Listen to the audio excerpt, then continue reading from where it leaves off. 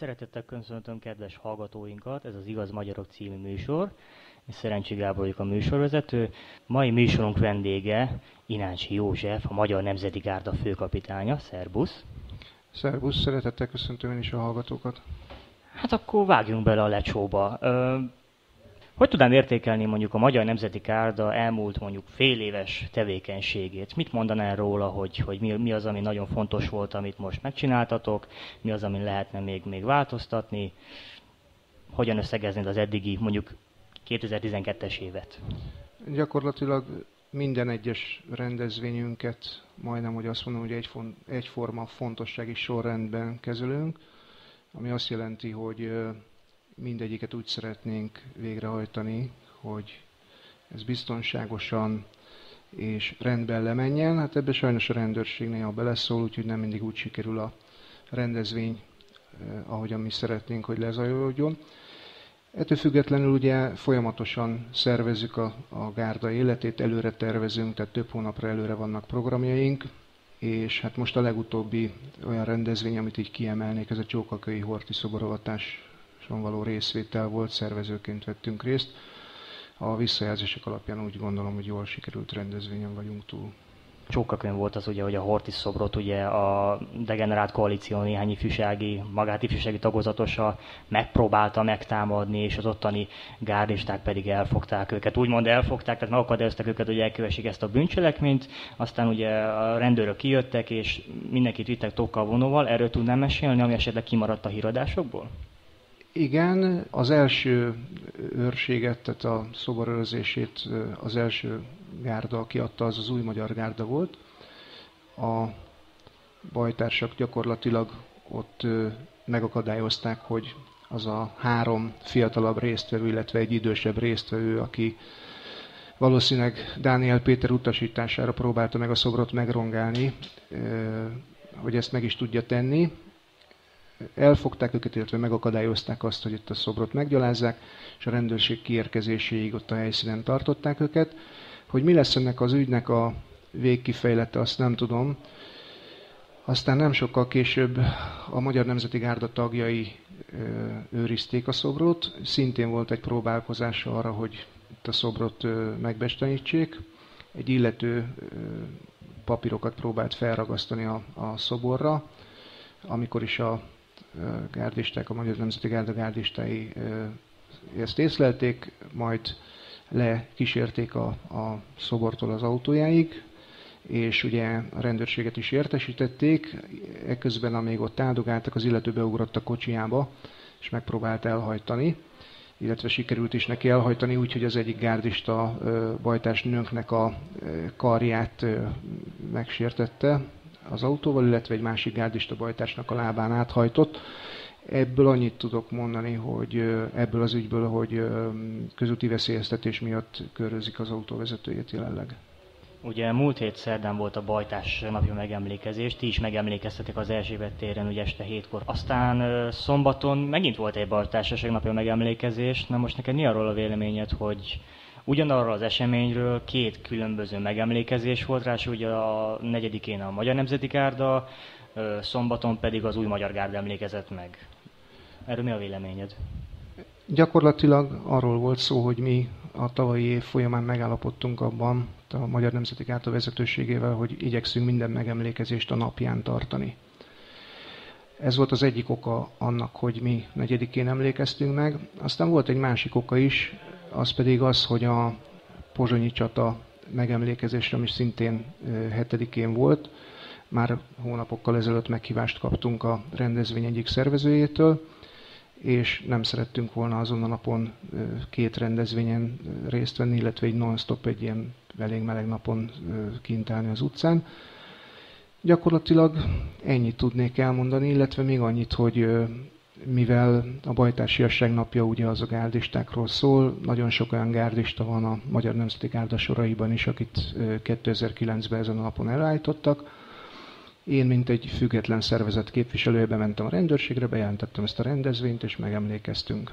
Hogy ki, mikor és hogyan emlékezik meg, szerintem ez mindenkinek így a saját dolga. Hogy erről nem történt semmilyen egyeztetés, Gyakorlatilag nem tartom az én hibámnak, én nem kerestem a másik gárdát.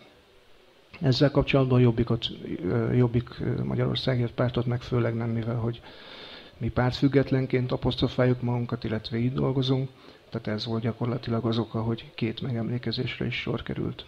Egyébként, ha már így a Jobbik szóba került, ugye a nemzeti berkeken belül van az, hogy a Magyar Nemzeti Gárda és a Jobbik között van egyfajta, hogy is fogalmazzak talán diplomatikusan, egyfajta ellentét, tehát hogy tudnád most bemutatni nekünk azt, hogy jelenleg a Nemzeti Gárdának milyen a viszony a Jobbikkal?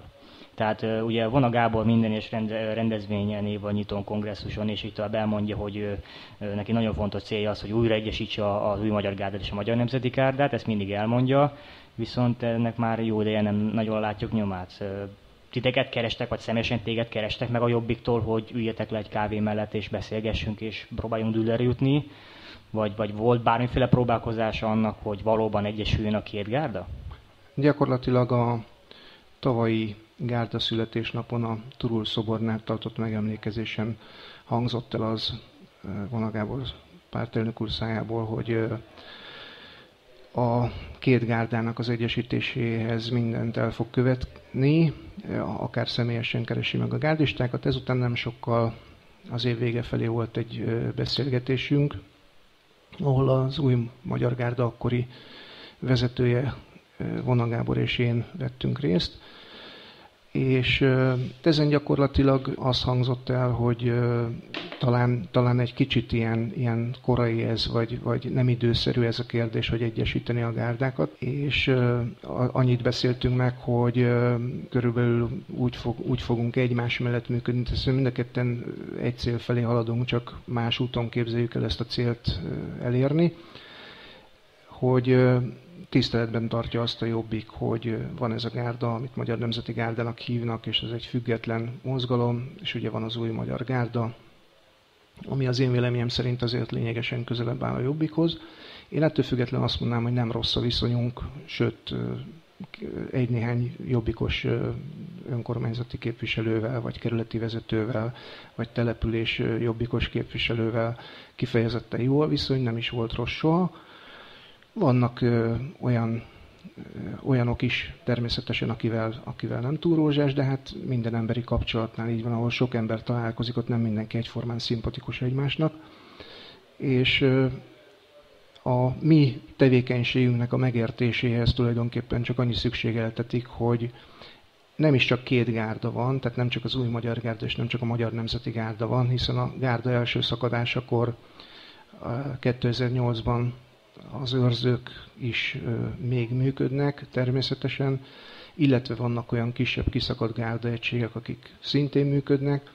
Tehát elég nagy munka lenne ezt így egy zászló alá hozni. Én szerintem lehetetlen is olyan szempontból, hogy olyan személyi ellentétek alakultak ki most már az egyes nem gárdacsoportok, nem kimondottan gárdacsoportok között, hanem egyes gárdisták között, hogy lehetetlenség lenne őket szerintem egy zászló alá terelni. Nem beszélve arról, hogy mindenki meg van elégedve a saját vezetőjével, tehát nagyon nehéz lenne egy olyat kiállítani, akit mindenki egyaránt elfogad, lemondva a régi vezetőjéről. És mi ezt megpróbáltuk olyan szinten tető alá hozni, hogy létrehoztuk a Gárda Szövetséget, illetve annak egyik alapító tagja volt a Magyar Nemzeti Gárda. Az alapításkor, illetve azóta többször is az új Magyar Gárdát hívtuk ebbe a szövetségbe, ami jelen pillanatban azt mondhatnám, hogy egy ilyen informális szövetség tulajdonképpen, hiszen értesítjük egymást a programjainkról, igyekszünk összehangolni a programjainkat, illetve havi rendszerességgel találkozunk, és ott átbeszéljük a különböző tagszervezetek problémáit, illetve az esetleges közös rendezvényeket. Az új Magyar Gárda nem lépett be azóta sem, ők azt mondták, hogy másképpen képzelik ezt az egységet, és hát itt tartunk azóta. Én úgy gondolom, hogy talán el kellene ezt fogadni, hogy most már több ilyen szervezet van. Ez nem jelenti azt, hogy ezek a szervezetek egymás ellen dolgoznának, hiszen Csókakő is egy szép példája volt annak, hogy 2 gárda szervezet egymás után nagyon szépen tudta ott a szobrot őrizni, tehát a cél az közös volt. Az új magyar gárdista bajtársak, mikor elhagyták a tábort, ott hagytak nekünk vizet, kávét, stb. Ezúton is köszönöm nekik, ez egy nagyon szép gesztus volt. tehát nem egy üres táborba mentünk oda. El kell fogadni azt, hogy több ilyen szervezet létezik. Én úgy gondolom, hogy abban a pillanatban, hogy valami olyan dolog történik, hogy egyszerre kell mozdulni, akkor úgyis egyszerre fog mozdulni mindenki. Azt mondtad ugye, hogy megpróbálom szó szerint idézni, hogy kialakultak olyan személyes ellentétek különböző gárdacsoportolásoknál, és ezért nagyon nehéz megvalósítani azt, hogy az összes gárdát, őrző magyar gárda, meg a különböző szervezetek, akik annó hol kiváltak ilyen-olyan gárdákból, meg ilyen-olyan okokból kifolyólag.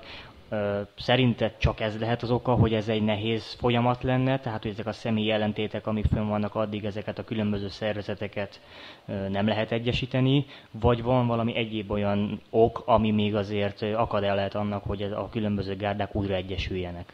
Én nagyon másokat nem látok ennek, és ezek a személyi ellentétek is olyanok, hogy voltak olyan emberek, akik nem egészen méltó módon hagyták el egyik vagy másik gárda szervezetet, és alapítottak újat, vagy egész jelentős részeket kiszakítva a gazda szervezet testéből gyakorlatilag alapítottak egy új szervezetet. Na most ezekkel az emberekkel nyilvánvaló, hogy nagyon nehéz lenne a következőkben együtt dolgozni, mert aki egyszer fogta magát és kilépett abból a gárda szervezetből, amiben volt, tehát gyakorlatilag az esküjét szegte meg azzal, amikor azt mondta, hogy zászlóink a társaimat el nem hagyom, ennek ellenére mégis elhagyta. Hát azokkal a jövőben nem azért nem kívánunk együtt dolgozni, mert személyes sértettség van bennünk, hiszen azt a nemzet érdekében mindig szerintem félre lehet tenni, hanem azért nem kívánunk együtt dolgozni, mert esküszegőkkel nem lehet. Tehát aki egyszer elárult, az várható, hogy megint elfog, hogyha az érdeke vagy a helyzet úgy hozza. Na most mondjuk így a vezetőségben, vagy a gárdisták között az újraegyesülés gondolata, maga ez a fogalom, hogy újra kéne egyesülni, ez mennyire napi szintű beszélgetési téma? Tehát esetleg ott a gárdisták között van egyfajta egységes vélemény, hogy nagyon szívesen újraegyesülnek, ha meg lennének a megfelelő feltételek, vagy ez így hébe-hóba előjön, hogy gyerekek, mi miért nem egyesülünk? Tehát ez mennyire aktuális a gárdisták között, vagy vezetőség soraiban? Én a többi gárda csoportról, vagy gárda egységről, a többi gárda egység nevében nem szeretnék erről nyilatkozni, mert nem tudom, nincs annyira rálátásom. A saját gárdánkon belül, tehát a Magyar Nemzeti Gárdán belül ez nem nagyon napirendi pont, tehát mi elfogadtuk azt, hogy mi így dolgozunk, mi elfogadtuk azt, hogy a Gárda Szövetség egyik oszlopos tagja vagyunk, és ezen keresztül próbáljuk meg a szövetséget létrehozni más gárdaegységekkel. Tehát nálunk ez ilyen nem napirendi téma, hogy egyesülni kéne más gárdákkal. Én úgy érzem, hogy eredményes munkát végeznek a Magyar Nemzeti Gárda gárdistai, nagyon sok helyen ott vagyunk, sok programot szervezünk. Megfogyatkozott a létszámunk, nem fogok itt kozmetikázni statisztikai adatokat. Megfogyatkozott a létszámunk természetesen, de ennek ellenére úgy érzem, hogy erőnkön felül teljesítünk, annak ellenére, hogy semmiféle támogatást nem kapunk sehonnan, maximum a pártolóinktól. Úgyhogy még egyszer el szeretném mondani, hogy nálunk ez ilyen nem ilyen mindennapi téma, hogy most mindenképpen egy gárdának kell lenni. Ezt talán az is okozhatja, hogy nálunk a gárdisták elégedettek a gárdában elvégzett munkájukkal és magának a gárdának a működésével. A Gárda Szövetség egyébként mennyire működik? Tehát úgy értem, hogy ugye, mint mondtad, hogy ez inkább elsősorban egy informális dolog, hogy a különböző gárdák akkor kapcsolatban vannak, és akkor össze tudják hangolni a tevékenységüket. Ez esetleg maga ez a Gárda Szövetség, maga ez a fogalom, ez lehet, hogy idővel esetleg kinövi magát is, és sokkal szorosabb szövetség jöjjön esetleg létre, vagy ez valószínűleg ez hosszú távon így fog maradni, hogy a Gárda Szövetség ez egy informális valami lesz, te hébe találkozol a különböző vezetőkkel, megbeszéltek a fél éves, egy éves stratégiát, hogy mi legyen, hogy legyen. Vagy lehet ezt még tovább fejleszteni? Akarjátok-e egyáltalán az, hogy ez valami komolyabb, vagy nem is komolyabb, hanem hogy egy más irányba terülődjön ez a Gárda Szövetség, mint szerveződés? Mindenképpen szeretnénk tovább fejleszteni, illetve fejlődik is, mert el kell, hogy mondjam, azért az egy eredménye a Gárda Szövetségnek, hogy most már nem csak gárda alapú tagjai vannak ennek, hanem civil szervezetek is csatlakoztak időközben a Gárda Szövetséghez. Mi mindenképpen szeretnénk, hogyha fejlődne, illetve jelen pillanatban az informális közösség megnevezés gyakorlatilag csak azért tehát azért ez a megnevezés és azért ez a működés, mert figyelembe kell vennünk azt, hogy eléggé szétszórtan az ország minden táján léteznek ezek az egységek, akik a Gárda Szövetségnek a tagjai. Budapesten és vonzás körzetében is van egy pár, akikkel ugye a rendezvényeiken találkozunk is, viszont a távolabb élőkkel azokkal nyilvánvalóan ritkábban. Hát ennek oka az, hogy egyrészt ilyen magas üzemanyagárak vannak, másrészt ugye a Gárda Szövetség tagjai sem a felső 10 000-ből kerülnek ki, tehát mindenki ilyen kétkezi munkából él már, akinek van, és bizony nehézséget okoz egyik rendezvényről a másikra eljutni, főleg, hogyha mit tudom én, az illető az Győr-Moson-Sopronba lakik, vagy mondjuk Szabolcs-Szatmár-Bereg megyébe, tehát akkor nem fog Budapestre jönni, nem teheti meg azt, hogy Budapestre jön. Ezért is mondtam azt, hogy informális, mert ugye ennek ellenére szoktuk egymást értesíteni minden esetben, hogy milyen rendezvényünk van, meghívjuk egymást, és amennyiben teheti az illető tagszervezet, vagy az illető egység, akkor részt vesz természetesen annak a másiknak a rendezvényén, illetve vannak olyan kiemelt események, amikről együtt szoktunk megemlékezni, ilyen például március 15-e, vagy június 4-e, vagy október 23-a, amit úgy döntöttünk a Gárda Szövetség többi vezetőjével közösen, hogy azt együtt fogjuk ünnepelni, és akkor ilyenkor igyekszünk minél nagyobb számban egy helyen koncentrálódni. Egyik gárdista ismerősöm kért meg rá, hogy kérdezzem meg tőled. Amióta létezik a magyar gárda, és ugye azóta meg a különböző gárdák, a kormány teljesen mindegy melyik kormány mindenféle jogi eszközökkel próbálja ellehetetleníteni a gárdát, és ugye a Magyar Nemzeti Gárdának elég szép számmal vannak mindenféle mondva csinált ürüggyel különböző bírósági ügyei, viszont én úgy hallottam, hogy most nem akarok hülyeséget mondani, de valami 50-valahány bíróságügyben egyet sem nyert meg az állam, mert mindennel próbálkoztak. A jelenlegi futó bírósági ügyek, amik a különböző gárdisták, vagy maga a gárda ellen van, ezek milyen állapotban, stádiumban vannak jelenleg? És mik ezek esetleg azért? Tehát tudom mondani egy-kettő olyat, ami mondjuk nagyon feltűnő, hogy ez csak arra szolgál, hogy a különböző személyeket, vagy magát a szervezetet ellehetetlenítsék? Természetesen. Amiről említést tettél, az a tavalyi március 15-i megemlékezés, ahol több mint 60 esetben indult eljárás gárdisták ellen betiltott társadalmi szervezetben való részvétel szabálysértése miatt. Ebből egyetlen egyet sem nyert meg a rendőrség, ugye mindegyik ügyet bíróságra vittük, egyetlen egyet sem nyert meg a rendőrség. A bíróság kimondta, hogy nem követtek el szabálysértést a gárdisták. Ezekből az ügyekből az első néhány felmentett gárdistának már elindultak a kártérítési perei, hiszen nekünk az egyetlen fegyver a kezünkben az, hogy ugye egyrészt bebizonyítjuk a magunk igazát, másrészt pedig kártérítési pert indítunk a rendőrség ellen, hogy ne mi fizessünk mondva csinált szabálysértéseket, bírságot, hanem igenis akkor ők fizessenek keményen, hogyha már jogtalanul állítottak elő gárdistákat. De említhetném az idei március 17-i rendőri fellépést is, ahol az a dr. Kalmár Tamás alezredes volt a biztosítási erők parancsnok, aki jelenleg most vesztegetés miatt előzetes letartóztatásban leledzik a Vizovicki ügy kapcsán. Jellemző a rendőrség állapotára és felépítésére, hogy ilyen rendőri vezetők próbálnak minket, törvénytisztelő állampolgárokat irányítgatni és nem létező törvények betartására kötelezni. Március 17-én is én úgy gondolom, hogy a rendőrség jócskán túllépte azt a hatáskört, amit ők megengedhettek volna maguknak, hiszen a rendőrség ez egy törvényt betartató, nem pedig egy törvényalkotó szervezet. A tavalyi ügy kapcsán ugye a bíróság elmondta, hogy az indoklásában, a felmentő ítéletek indoklásában, hogy nem jogsértő az, hogyha a Magyar Nemzeti Gárda tagjai alakzatban állnak, esküt tesznek, vonulnak, katonai vezényszavakat használnak, stb. Ennek ellenére a rendőrség újra megpróbálta azt a 17. ünnepséget is megzavarni. A tavalyi ügyekből kiokosodva ugye most már nem azt mondták, hogy betiltott társadalmi szervezetben való részvétel, hanem ez garázdaság, mert másokban megbotránkoztatást és félelmet kelt. Hát itt aztán a hétvégén találkozhattunk is akkor egy igen alapos kis kettős mércével, mert a homoszexuális felvonulás szerintem szintén nagyon sok emberben megbotránkoztatást és félelmet keltett, tehát garázdaságot követtek el gyakorlatilag azzal, amit ott műveltek.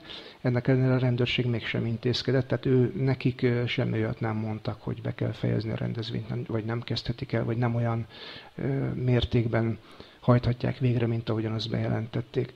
Én úgy gondolom egyébként, nagyon sok eljárás van ellenünk, gárdisták ellen, nagyon sok panaszbeadvány, illetve feljelentés van a rendőrség ellen, és ha a mérleg két oldalát nézem, akkor egyértelműen a nyerési szempontból a mérleg nyelve az felénk billen, mert eddig, mondom, minden eljárást megszüntettek, és elindultak a kártérítési perek, és ezután is ez a célunk, hogy minden jogtalanságot ilyen formán kompenzáltatni fogunk a rendőrséggel.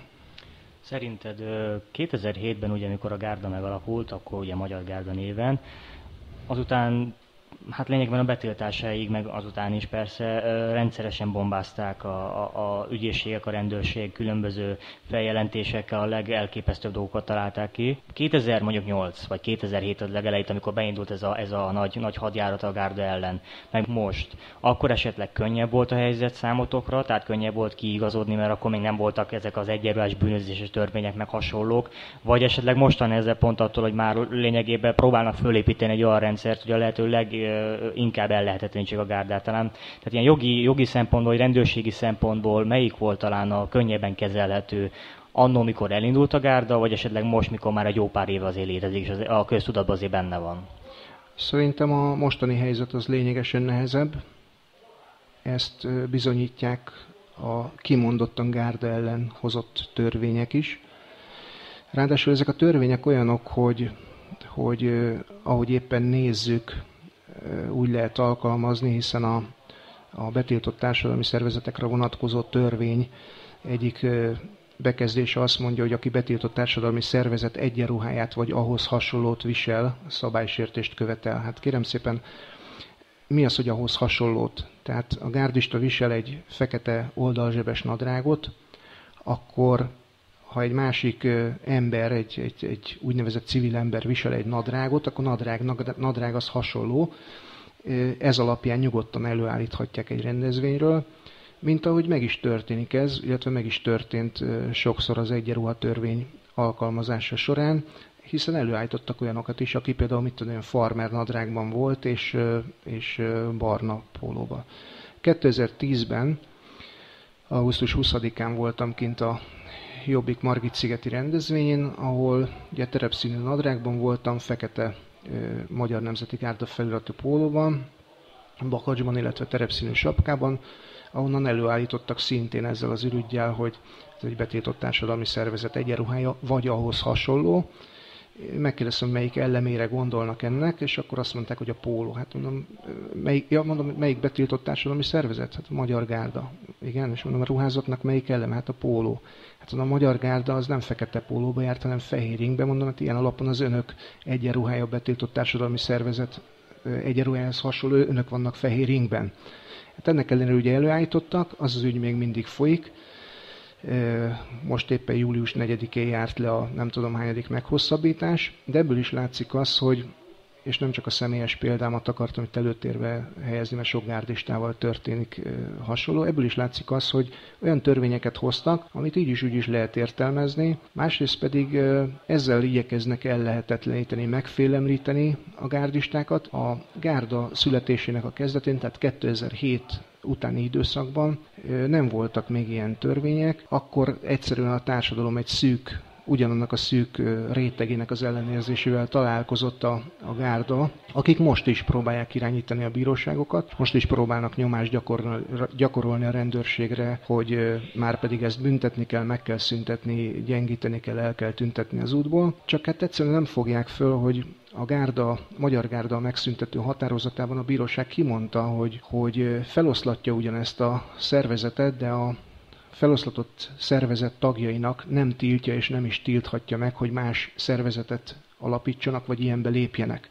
Tehát emiatt aztán létrejött egy csomó másmilyen szervezet, akik viszont törvényesen működnek, csak éppen ezt a rendőrség nem akarja tudomásul venni. Helyesebben én nyilvánvalóan biztos vagyok benne, hogy tudják ők ezt, hogy törvényesen működik, de ugye minden lehetőséget megragadnak arra, hogy a gárdistákat vegzálják. Nem beszélve arról, hogy ugye a feloszlató ítélet kimondta azt is, hogy nem azért oszlatták föl a Magyar Gárdát, mert ők ebben az egyenruhában, alakzatban vonultak, köszöngettek, és mondjuk vezényszavakat használtak, hanem azért oszlatták fel, mert egy kisebbség által lakott területen olyan felvonulásokat tartottak, ami ebben a kisebbségben esetleg félelmet kelthetett, illetve olyan beszédek hangzottak el, ami szintén félelmet kelthetett. Na most a Magyar Nemzeti Gárda nem csinált ilyet, ennek ellenére ugye megpróbálják egy kalap alá venni a feloszlatott társadalmi szervezetekkel, és én nem hiszem, hogy a rendőrségnek a jogi alosztálya nem lenne annyira képzett jogból, hogy tudják, hogy nyilvánvalóan tudják, hogy ez nonsens, tehát ez nem egyenlő ez a két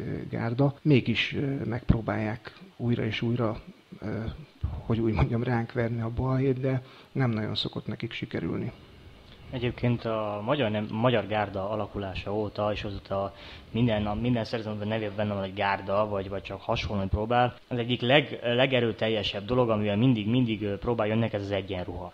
Hát nem tudom, hogy mennyi divattervezője van a rendőrségnek vagy a bíróságoknak, de ez a Magyar Nemzeti Gárdában, az Új Magyar Gárdában, minden létező gárdában ez zavart őket, hogy egyformán öltöznek, és annak van egyfajta katonai stílusa. Teljesen mindegy egyébként milyen, de valami ahhoz hasonló. Sokan mondták, hogy igazából nem is egyenruha, hanem formaruha, mert ugye az sem ugyanaz jogi szempontból. Szerinted mi lehet az oka annak, hogy ezt a katonai jellegét, azt, hogy tényleg vezényszavak, alakzatban vonultok, vagy mentek valahova, egyenruhát vagy formaruhát viseltek, és az katonai jelleget ölt, ez őket miért zavarja? Miért pont erre mennek rá?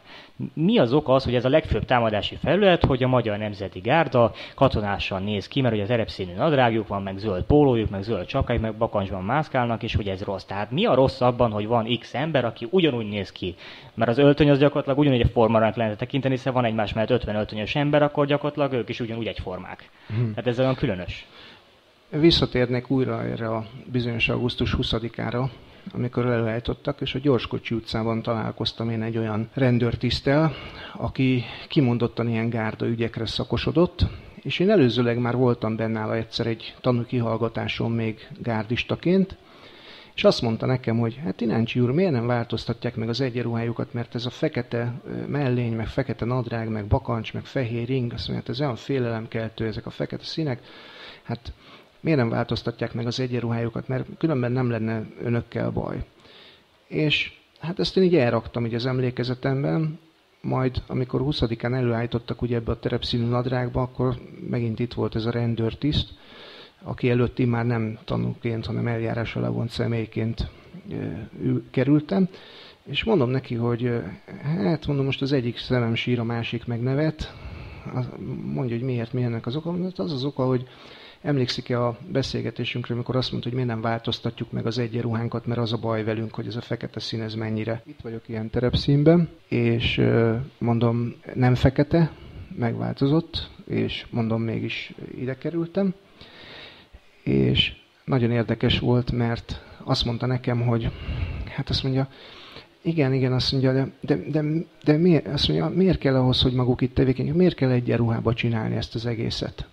Mondom, tudja mi a baj? Az a baj, hogyha levesszük az egyenruhát, akkor a következő alkalommal, amikor találkozunk, akkor azt fogja majd kérdezni, hogy miért csinálják egyáltalán ezt az egészet. Tehát itt ez az alapkérdés, hogy miért csináljuk. Amiért csináljuk, az pedig nem az, amitől a hatalom fél. A hatalom attól fél, hogy minden alulról szerveződő nagyobb létszámú tömeg, egység, csoport, az veszélyt jelent a jelenlegi vagy mindenkori hatalomra nézve. Ezt ők nagyon jól tudják, hogy az emberek elégedetlenek, és ez, hogy van egy olyan csoport, amelyik vágyik a rendre, magában a külső megjelenésében is ezt hangsúlyozza, ez mindenféleképpen számukra veszélyt jelent, holott nálunk a megjelenés, tehát nem azért ragaszkodunk mi annyira az egyenruhához, vagy ez a formaruházó, inkább így nevezhetném, mert nem is egyforma mindenkié, hiszen csak a póló egyforma nadrág az olyan, amilyen terepszínűt éppen be tudott az illető szerezni. Az együvé tartozásunkat jelképezi, gyakorlatilag, másik pedig az, hogy nincs ugye semmilyen fegyverünk, minket aztán nagyon alaposan ellenőriznek minden rendezvényen, ruházatát, vizsgálás, gépjármű, stb.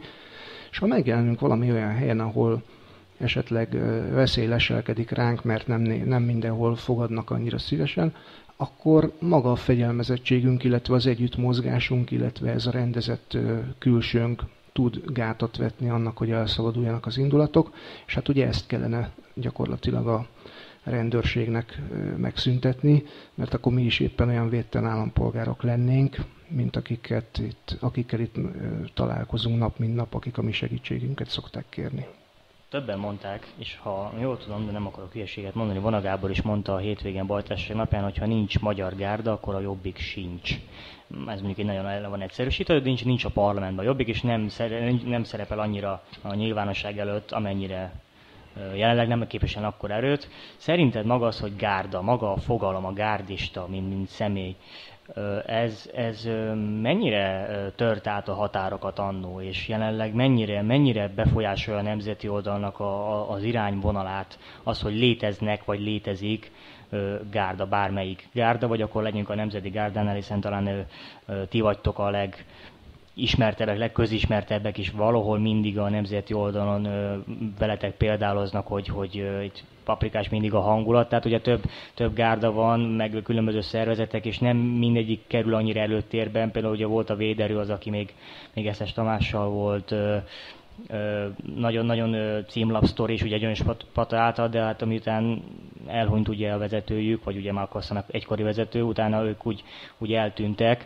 Tehát így a Magyar Nemzeti Gárda az valahol mindig is az előtérben volt. Szerintetek mekkora befolyással van maga az, hogy ti léteztek, hogy ti nap mint nap harcoltok a nemzeti oldalnak az irányvonalához? Mennyire befolyásoljátok ezt? Én úgy hallottam, hogy annak idején készült egy ilyen felmérés, és azt mérték, hogy gyakorlatilag, ha a Magyar Gárda mint párt indult volna és próbált volna szavazatokat szerezni, akkor 9%-ot szerzett volna. Ha a 17%-jához nézem a Jobbiknak, illetve ha 17%-ból elveszem ezt a 9-et, hát akkor elég jelentős, úgy érzem a szerepünk abban, hogy a Jobbik a parlamentbe került. Ezt természetesen ők is tudják, illetve el is mondják mindig. Én úgy érzem, hogy maga a gárda létrehozása az egy nagyszerű ötlet volt, és valóban sikerült egy olyan társadalmi áttörést elérni, ráirányítani olyan problémákra a figyelmet, ami eddig nem szerepelt a címlapokon, és annyiból tartom gyakorlatilag még nagyon jó ötletnek ezt, hogy létrejött egy olyan csoport. Hozzáteszem, én is úgy voltam vele, hogy 2006-ig nem foglalkoztam különösképpen a politikával, mert úgy voltam vele, hogy most az egyik nap az egyik párt győz, a következő választáson majd a másik győz, ettől a kenyér még nem lesz olcsóbb, tehát mindenki ígért mindent, aztán semmit nem tartott be, teljesen mindegy volt, hogy Fidesz, vagy MSZP, vagy SZDSZ, vagy bárminek hívják. Nem foglalkoztam vele, aztán 2006 után az összödi beszéd elhangzása, majd az azt követő események, illetve a 2007-es események, amikor már egyre jobban elharapózott az, hogy vidéken naponta fosztottak ki idős embereket. Nekem is vannak vidéki rokonaim, tehát személyes tapasztalataim is vannak erről, hogy még szoktak történni ott a hétköznapokon. Elindított bennem egy öt, hogy ez így nem mehet tovább, valamit kell csinálni. És a gárdára én úgy figyeltem fel, hogy a vízcsapból is az folyt, hogy ezt be kell tiltani, tehát mielőtt még létrejött volna szinte, már az folyt a vízcsapból, hogy hát ezt be kell tiltani, mert ez borzasztó, és itt most mi lesz, itt most majd megint a Dunába lövések fognak következni, és itt embereket fognak elüldözni, stb.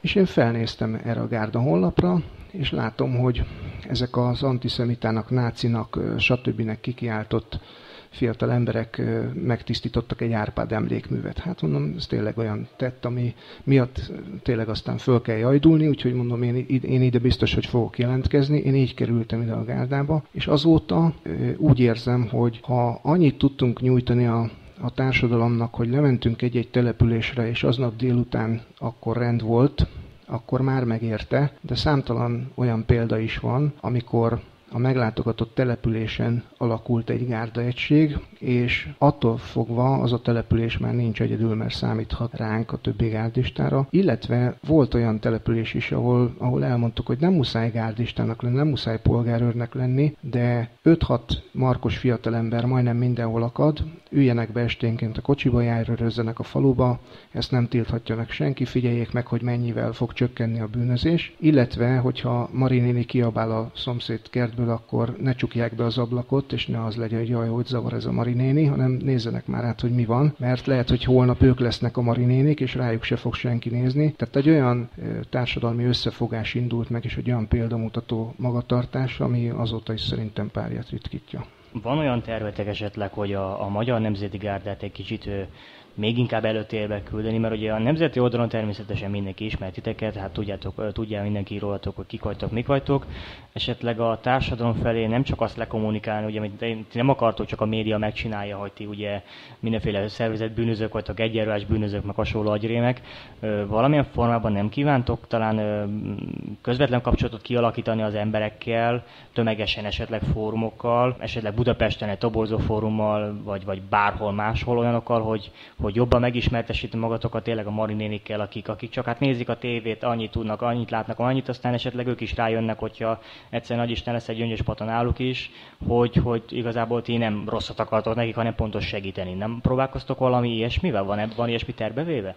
Igazából egyszer valaki azt mondta nekem, egy ismerősöm, hogy az a baj velünk, hogy idegen szóval élve rossz a marketingünk. Ez valóban úgy van, hiszen a média által, tehát az ellenséges média által lettünk mi gárdisták az ördög fiainak kikiáltva, és nagyon nehéz ennek az ellenkezőjét megmutatni. Azokon a településeken, ahol mi megjelentünk, mindenhol tártkarokkal fogadtak azok a lakosok, akik a rend elkötelezett hívei, vagy akik rendet szeretnének. Akik nem fogadtak annyira szívesen, hát azok pedig a rendetlenkedők, hogy enyhén fejezzem ki magam. Foglalkozunk a gondolattal, hogy hogyan lehetne ezt szélesebb körben propagálni, hogy milyen tevékenységet is végzünk mi. Csak a lehetőségünk nem annyira nagyon sok, mint ahogyan azt elképzelik, hiszen nem tudunk megfizetni mondjuk a tévében egy pár másodperces reklámot sem.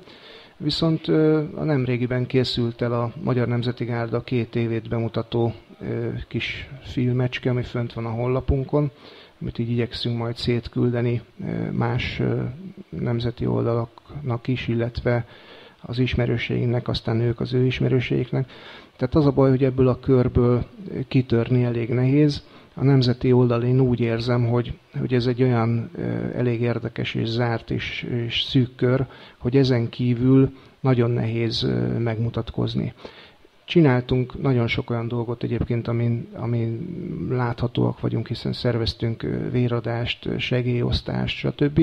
De ezekről is csak az a szűk kör értesült, aki éppen akkor ott volt, és mondom, a gondolattal foglalkozunk, illetve azzal is, hogy fogunk csinálni egy ilyen országjárást ezzel a kis videóval, ahol bemutatjuk a tevékenységünket, és akkor remélem, hogy még több tagot fogunk majd számlálni ezután, mert úgy gondolom, hogy aki ezt látja, és egyébként is valamilyen szinten elkötelezett a nemzet irányába segítőkész ember, az biztos, hogy fog hozzánk csatlakozni. Legyen hely egy kis reklámnak. Tudnál mondani, vagy hát reméljük, hogy vannak olyan konkrét szervezetek, vagy vállalkozások, vagy akárkik, akik titeket ténylegesen támogatnak, nem tudom, egyenruhával, benzinköltséggel, busszal, pénzzel, akármivel, nem kell ugye konkrét számokat, csak ki tudnál emelni egy-két olyan szervezetet, vagy szerveződés, vagy esetleg személyt, akiknek nagyon sokat köszönhettek, mert rendszeresen támogatnak titeket, és azért nagyon nagy segítséget tudnak nyújtani? Tehát vannak ilyen nagyon komoly szövetségesek, mert a Gárda Szövetség az egy sokkal lazább dolog, ott azért mégiscsak önálló szervezetek vannak, inkább olyan valakikről, akik mint magánemberek, vagy magánszerveződések, civil szervezetek, akik titeket azért támogatnak, mert egyszerűen szeretik azt, hogy van egy ilyen szervezés, hogy Magyar Nemzeti Gárda. A Magyar Nemzeti Gárdának van egy pártolói köre, és ez a pártolói kör, nem szeretnék név szerint senkit kiemelni ebből a körből, hiszen nagyon sokan azért csak ebbe a pártolói körbe jelentkeztek, és nem gárdistának, mert munkahelyük vagy egyéb dolgaik miatt nem engedhetik meg azt maguknak, hogy formaruhát vegyenek fel. De ez a pártolói kör elég komolyan támogat bennünket. Most ezt a komoly támogatást ezt nem mondjuk anyagi összeg nagyságában kell érteni, tehát itt most nem százezreknek, meg milliókra kell gondolni, hanem inkább arra, hogy ha végignézek egy évet, akkor számtalan koszorúzáson vesz részt a Magyar Gárda. Egy megemlékezés után ugye, ha olyan az a megemlékezés, akkor mindig el szoktuk helyezni a saját koszorunkat. Ezt az esetek legtöbb részében a pártolók finanszírozzák, tehát ők vásárolják meg a mi részünkre. Vagy mondhatnám azt is, hogy nagyon sokszor ugye Budapesten kívül is ténykedünk, nagyon sok esetben pártolók szállítanak a helyszínre, illetve Csókakörről is a szolgálat befejezése után egy pártoló hozott haza bennünket. Úgyhogy ők a mi igazi segítőink. A tavalyi Versailles-ban lezajlott Trianon megemlékezésre is a pártolóink jó voltából jutottunk ki, hiszen ők finanszírozták meg annak az útnak a jelentős részének a költségeit. De ez még mindig mind kevés, mert viszonylag kevés emberről van szó, és viszonylag ők is olyanok, akik nem dúskálnak az anyagi javakban.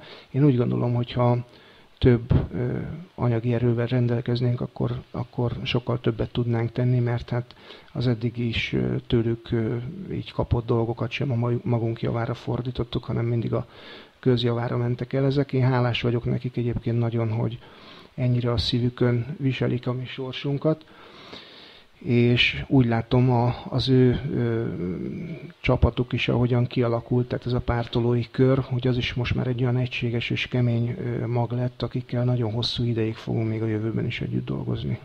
Mi a terve a Magyar Nemzeti Gárdának így mondjuk a jövőre nézve? Tehát kezdjük először mondjuk a szűk körben, esetleg itt is jöhetek is reklám, hogy mit fogtok csinálni egy hónapban, 2 hónap múlva fontosabb események, és mondjuk te vagy a vezetőség, vagy ekte az egész Magyar Gárda, vagy a Nemzeti Gárda, hogy látja a jövőjét mondjuk 1 év múlva, 5 év múlva, 10 év múlva? A mi életünk az úgy zajlik tulajdonképpen, hogy ennek a gárdának gyakorlatilag én ilyen, úgy mondom, hogy képletes vezetője vagyok, hogy a gárda magát irányítja. Tehát minden gárdistának van beleszólása abba, hogy ez a gárda hogy működjön, mit csináljon. Ötletek mindenkitől jöhetnek, aztán megvizsgáljuk azt, hogy érdemes-e, illetve meg tudjuk-e valósítani. Ha igen, akkor megcsináljuk. A tervszerűen azért szeretünk élni, mert így jól behatárolhatóan előre beprogramozott dolgaink vannak, ami soha nem úgy sikerül, ahogy papírra le van írva, mert azért mindig megcsináljuk azt, amit eltervezünk, de mindig jönnek hozzá még plusz feladatok, plusz megkeresések, plusz felkérések. Nagyon sokszor nem is tudunk sajnos mindegyiknek eleget tenni, még akkor sem tudnánk, hogyha megfelelő anyagiakkal rendelkeznénk, hiába lenne az, mert 2 helyen egyszerűen nem tudunk lenni. És az ilyen nagyobb nemzeti ünnepek alkalmával például szinte olyan bolondokháza van, mert annyi helyre hívnak, hogy ide menjünk, oda menjünk, itt vegyünk részt, ott vegyünk részt. A saját meglátásom viszont az, hogy a továbbiakban is így szeretnénk működni. A gárdisták azon része, akik komolyan vették a Szent Koronára tett esküjüket, azok gyakorlatilag a nemzet szolgálatára esküdtek. Tehát amikor szükség van ránk, mert éppen azt követeli meg a haza, hogy vért kell adni, vagy homokzsákokat kell pakolni, vagy rászorulóknak adományt kell, vagy voltak már egészen extrém kérések is, önkényes lakásfoglalókkal szembeni fellépés, stb. Akkor azt mi megcsináljuk, amennyiben ezt meg tudjuk tenni, és ez a jövőben se fog változni. Én nagyon szeretnék egyébként a gárdistákkal csak családi napokra járni, és igazából megérdemelnék, mert rettentő sokat dolgoznak, de mindig van valamilyen feladat, hiszen maga az, hogy rászoruló emberek, és sajnos egyre több van, ez azt is előtérbe hozza, hogy nekünk meg egyre több a dolgunk, bármilyen szinten. Sok a szegény ember, sok az elesett ember, sok a kisemmizett, sok a kihasznált, a megtámadott ember, és ezeken mindegyiken segíteni kell. Sajnos nem is tudunk mindegyiken, de azért próbálunk, és én úgy gondolom, hogy ahogyan az idén van feladatunk, úgy lesz a jövőben is, illetve jövő év után is. egészen addig, amíg valóban egy olyan kormánya nem lesz Magyarországnak, ami valóban nemzet és valóban a magyarok érdekeit képviseli, akkor pedig azt hiszem, hogy abban lesz nagy feladatunk, és abban vállalnánk szívesen feladatot, hogy ezt az országot talpra állítsuk abból a helyzetből, ahova most lökték. A terveink ugye a legközelebbi ilyen nagyobb volumenű dolog, amiben részt veszünk, az ismét majd a Magyarok Országos Gyűlésének a biztosítása lesz Bösztörpusztán. Tavaly is ott voltunk, nagyon jól éreztük magunkat, és a rendezők véleménye szerint nagyon jól lebonyolítottuk itt a tábornak a belső őrzését, úgyhogy az idén is elvállaltuk ezt. Ez majd az augusztus 20-ai hét, illetve 20 az hétfő, és az előtte lévő hétvége 17-18-19-e lesz. Ez a fő csapásvonal most, erre készülünk, de hát ez mellett azért számtalan olyan kisebb program van, amiben részt veszünk. Ez például szinte ilyen hétköznapinak vesszük azt, hogy az avatandóinkkal hetente találkozunk, hetente vesznek részt mind elméleti, mind fizikai képzésen, azért, hogy amikor oda kerül a sor, hogy esküdtesznek és esküdtett gárdistákká válnak, akkor helyt tudjanak állni ugyanúgy, ahogy azok, akik már több éve itt vannak a gárda kötelékében. Hogyan látod, hogy az utóbbi időben mekkora az érdeklődés a gárda iránt? Tehát gondolok itt olyanokra, hogy a jelentkezők számában látszik-e az, hogy most csökken, most növekszik a pártolók számának alakulásában, csökken, növekszik, illetve mondjuk például a különböző megemlékezésen a nem gárdisták, vagy akik már megszokott arcok, mert esetleg az új arcok, akik jönnek, hogy kik vagytok, mik vagytok. Kézzelfoghatóan lehet látni azt, hogy mekkora jelenleg az érdeklődés, vagy talán még második kérdésként az igény a gárdára? Én úgy érzem, hogy igény az van, csak a mai magyar társadalomnak az az egyik legnagyobb problémája, hogy mindenki nyafog, és mindenki közben mástól várja a megoldást. Tehát nagyon könnyű a karosszékből, otthonról osztani az észt és ötleteket adni. Ennek ellenére azt mondhatom, hogy most egy olyan kemény maggal rendelkezünk, ami egy jó alap lehet egy elkövetkezendő fejlődéshez, de nem a megfelelő számú jelentkezőt látok mostanában. De nem csak a gárdára jellemző ez, hanem úgy látom, hogy az egész nemzeti oldal, mintha így le lenne egy kicsit lassulva, vagy be lenne fásulva, vagy el lenne fáradva, mert végignézek akármilyen rendezvényen, és kevésnek tartom azt a létszámot, ami ott megjelenik, hiszen mondjuk a legjobb példa talán az, amit mondani tudok, hogy nemrégiben rendeztünk egy tiltakozó demonstrációt a bankok önkényeskedése ellen, és tudjuk azt, hogy Magyarországon a bedölt banki hitelek, illetve a ki nem fizetett közüzemi tartozások miatt milliókat érint a kilakoltatásnak a réme. Tehát milliók kerülhetnek egyik napról a másikra az utcára. Na most ehhez képest ott voltak ezen a rendezvényen körülbelül 300-an velünk együtt, akiből úgy konkrétan tudom, hogy legalább jó 200-250-nek nem volt ilyen banki problémája, csak eljött azért, mi is azért mentünk, hogy kiálljunk ezek mellett az emberek mellett, illetve tiltakozzunk a bankok önkényeskedése ellen. Amikor az emberek odáig jutnak, hogy a saját házukat sem képesek megvédeni, tehát nem képesek kijönni azért az utcára, és tömegével megjelenni, és úgy kicsikarni, egy olyan kritikus tömeget kihozni az utcára, hogy azzal tényleg hathatós intézkedéseket lehessen kikényszeríteni, akkor nem tudja saját házát megvédeni, akkor hogy fogja a saját hazáját megvédeni? Tehát ez egy nagyon nagy probléma, de mondhatnék mást is, tehát ugye mindig nyafognak, hogy milyen drága az üzemanyag, viszont soha nem sikerül megszervezni azt, hogy 3 napig ne tankoljanak, vagy 3 napig mondjuk csak 2 benzinkútnál ne tankoljanak, mondjuk, mert az a 2 benzinkút akkor ugye egyértelmű, hogy kénytelen lenne csökkenteni az üzemanyagok árát ahhoz, hogy visszatérjenek a vásárlók, illetve náluk is tankoljanak, és ha már ők csökkentik, akkor csökkenteniek kéne a többinek is, hogy versenyképesek tudjanak maradni, de egyszerűen nem lehet megszervezni, mert úgy látom, hogy az emberek tényleg csak nyafogni képesek, és tenni azt alig-alig. Egy jellemző példát hadd mondjak el, a csókakői szobor, amit ugye őrizni kell, mert ilyen degeneráltak élnek a Magyarország területén, akik hajlamosak arra, hogy ilyen szobrokat megrongáljanak, leöntsenek, így fejezvén ki, hogy ők mekkora demokraták. Nem is ez a gond, hanem az, hogy akik ezt a szobrot őrzik, akár az Új Magyar Gárda tagjai, akár a Magyar Nemzeti Gárda tagjai, akár más szervezetek tagjai, vagy akár magánszemélyek, ezeknek az embereknek a legnagyobb része dolgozó ember. Tehát a munkaidejéből veszi el azt az időt, amit ott a szoborőrzéssel eltölt. És bizony néha mi is már így az erőnk vége felé járunk, illetve a lehetőségeink vége felé járunk, és ugye fel lett téve egy felhívás a nemzeti oldalakra, hogy hát jelentkezzen akkor mindenki, aki esetleg részt tudna ebben a szoborőrzésben venni. Az egyik nemzeti oldalon, amikor meg felkerült ez a hír, 37 kommentet olvastam végig utána. A 37 kommentelő leírta, hogy mit kellene tenni Dániel Péterrel, hogy kéne eltörni a lábát, hogy kéne orba verni, nagyon jó tanácsok hangzottak el, és a 37-ből egyetlen egy nem volt, aki mondjuk azt írta volna, hogy gyerekek, 3:30-kor indulok a Nyugatitól, van még 3 hely az autómba, üljetek be és menjünk le, és őrizzük a szobrot. Hát ez a baj.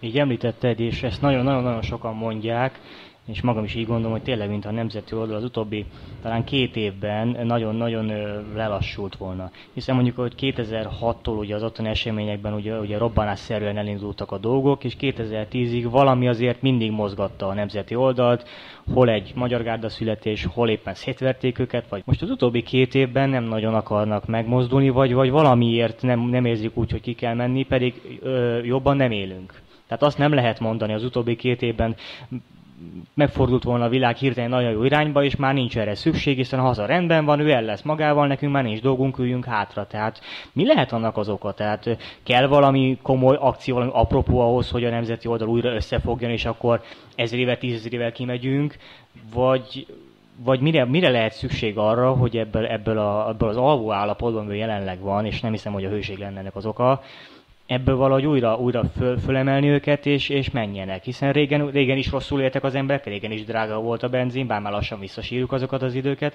Most még rosszabbul élünk. Mi kellhet még egy magát nemzetének való emberek, vagy bárkinek ahhoz, hogy azt mondja, hogy most akkor tényleg valamit tegyünk? Én úgy érzem, hogy itt az emberek nyakára egyre jobban rá van szorítva a kés, vagy egyre jobban szorul a nyakuk körül a hurok. Egész addig, amíg nem fognak rájönni arra, hogy ha meglapulnak, akkor is megfojtják őket, nem fog semmi változni. Én a magam részéről meg vagyok arról győződve, hogy itt egy komolyabb átalakulás az nem úgy fog megtörténni, hogy egyszer csak előlép megfelelő erővel egy olyan párt, ami képes lesz ezt a változást mondjuk viszonylag rövid idő alatt produkálni. Itt világosan kell látni a helyzetet, jelen pillanatban 2 váltópárt van, Fidesznek hívják az egyiket, MSZP-nek a másikat, maguk között ellabdázgatnak azzal, hogy 4 évig kivezeti félre az országot, és ebből nagyon nehéz lesz kijönni, ugye most a Fidesz 2/3 eljön a következő választás, vagy megnyeri a Fidesz ismét, és akkor majd koalícióra lép valakivel, feltetően majd az LMP fog annyira megerősödni, hogy azzal, vagy majd leakasztanak egy újabb pártot, vagy jön az MSZP, vagy a Demokratikus Koalíció, és fog majd kormányozni újra. Ami mind a kettő ugyanolyan rossz nekünk.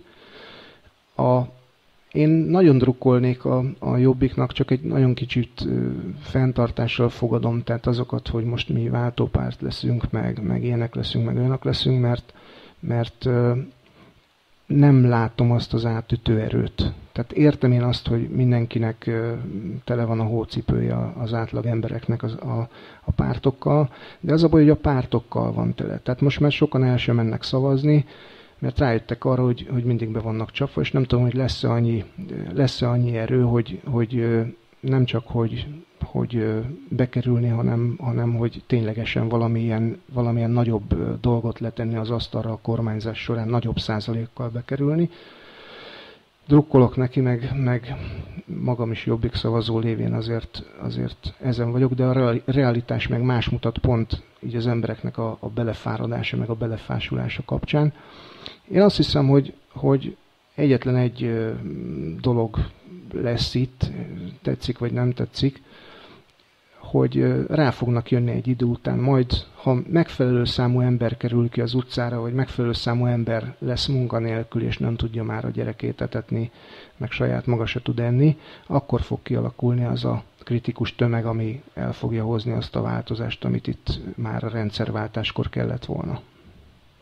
Ha mondjuk ezt a forgatókönyvet, most itt az felvázoltál, ez mondjuk megtörténik x idő múlva a Magyar Nemzeti Gárdának, ebben a szituációban mi lesz majd a szerepe? Én attól tartok egyébként, hogy ha ez odáig fog jutni, hogy kialakul ez a kritikus tömeg, akkor ez már egy akkora mennyiségű embert fog jelenteni, hogy nem biztos, hogy bármelyik nemzeti szervezet vagy ezek együttese kontrollálni tudja ezt az egészet. Természetesen akkor is a rend pártján fogunk maradni, a rend pártja pedig, tehát a rendpártiak fogunk maradni, a rendpárt pedig azt jelenti, hogy ha mondjuk kialakulnának nálunk ilyen zavargások, akkor biztos azon lennék, hogy ne alakuljanak ki, mit tudom, ne legyenek ilyenek, hogy fosztogatás, stb. Tehát megpróbálnánk valamiféle rendet tartani.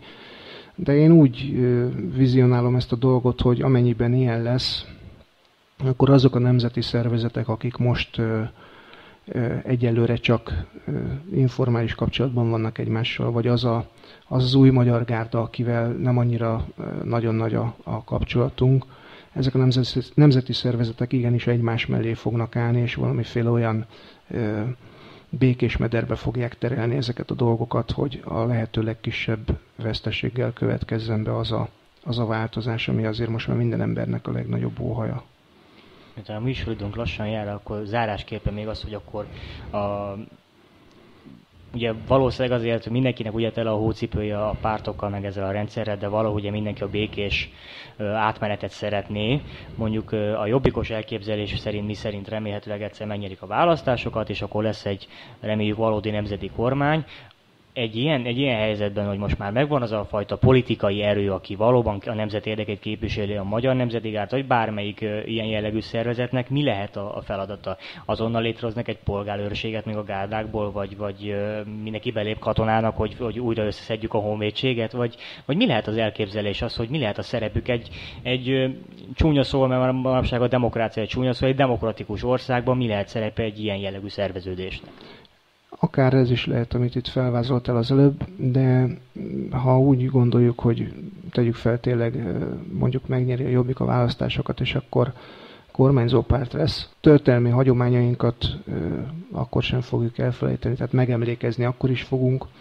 A Magyar Nemzeti Gárda fog majd ugyanúgy kimenni az egyes jeles történelmi napokon, és ugyanúgy koszorút fog elhelyezni az elesett történelmi személyiségeink sírjánál, illetve a különböző emlékműveknél. Ugyanúgy lesznek elesett emberek azért, mert azt azért ne képzeljük el, hogy ha tegyük fel, ez az ideális állapot bekövetkezne, akkor rögtön másnaptól kolbászból lesz a kerítés. Tehát ugyanúgy lesznek szegény emberek, akik különböző módokon rá lesznek szorulva arra, hogy segítsenek. Ugyanúgy lesznek természeti katasztrófák, tehát lesz árvíz vagy viharok, amik lebontják majd a tetőket, illetve házakat sodornak el, és ugyanúgy segíteni kell. Tehát továbbra is tervezzük azt, hogy ahol és amikor szükség van ránk, ott és akkor megjelenünk. Köszönöm a beszélgetést, Ináncsi Józsefet hallgatták. Azt hiszem, hogy egy nagyon tartalmas, nagyon jó beszélgetésnek lehetne tanulni. Köszönöm minden kedves hallgatónak, hogy minket hallgattak. Hangolódjak a nemzet hangjára, és hallgassák a Hazatérés Rádiót. Viszonthallásra!